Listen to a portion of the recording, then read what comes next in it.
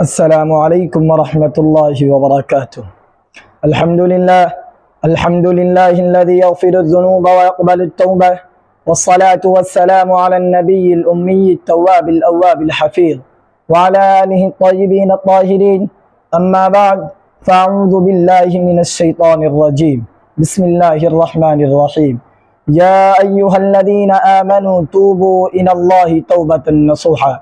وقال في موضع آخر: توبوا إلى الله جميعا أيها المؤمنون لعلكم تفلحون.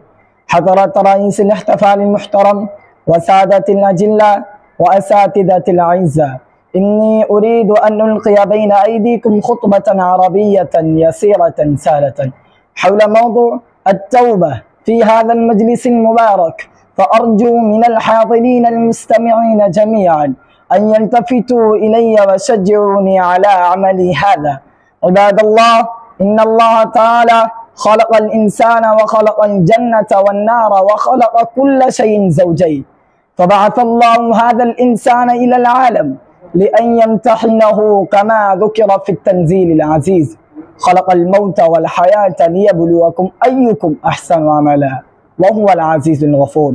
فقد أمر ببعض الأمور للقيام بها ونهى عن بعضها للاحتراز عنها. إنه أمر بالصلاة والزكاة والحج والصيام وما إلى ذلك من شتى أمور، ونهى عن الكفر بالله والشرك وعقوق الوالدين وشرب الخمر والميسر والزنا الكذب والسخرية والبهتان والنميمة وغير ذلك من الأمور الأخرى. فيا أيها المسلمون، قد آمنا بالله وبالأنبياء والملائكة والكتب المنزلة والقدر خيره وشره.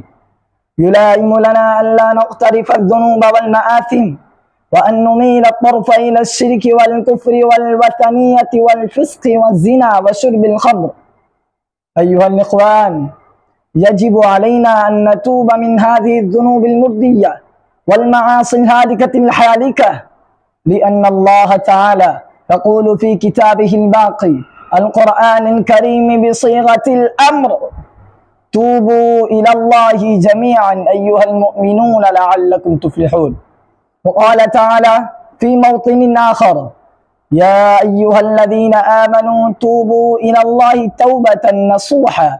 والنبي صلى الله عليه وسلم أيضا يصرح بهذه الحقيقة في حديثه بأنه يقول: يا أيها الناس توبوا إلى الله واستغفروا فإني أتوب إليه في اليوم 100 مرة.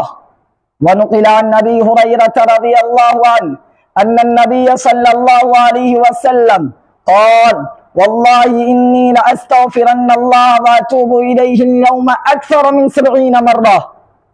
أيها العباد، إن النبي صلى الله عليه وسلم يتوب كل يوم أكثر من 70 مرة، مع أنه غفر له ما تقدم من ذنبه وما تأخر.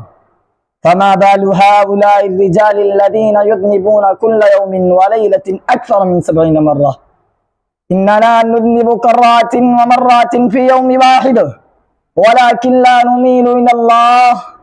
إننا نرتكب الكبائر ولكن لا ننقطع إلى الرحمن الذي يفرح عندما يتوب العبد وشد فرحا، ويسر عندما ينصرف العبد إليه غاية السرور.